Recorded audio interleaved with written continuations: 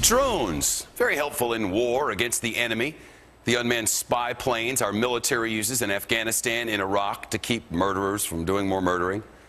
But they may soon be here at home over us. Congress, that Congress you love so much, just passed a bill which the president is expected to sign into law. It orders the Federal Aviation Administration to come up with new regulations to test and license drone aircraft for use in American airspace by the year 2015.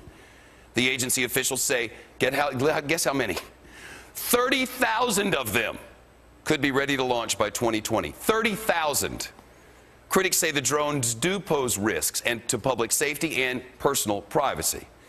Catherine Harris is live in Washington with the details. Catherine, the supporters argue this technology will help them in a lot of ways, but, I mean, can anybody see a downside here?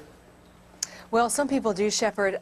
Just to give you some context, most drones are unarmed, and they can be used for surveillance to establish a suspect's daily routine, or what law enforcement calls a pattern of life. In Iraq, for instance, we used them to track down bomb factories, but in that case, you would basically backtrack the people who emplaced the bomb to the factory that it came from.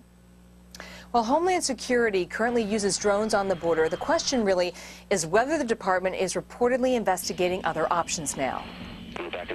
Well, I don't know the reports to which you refer, but right now we use and are using the UAVs along the borders, and they are a force multiplier for us.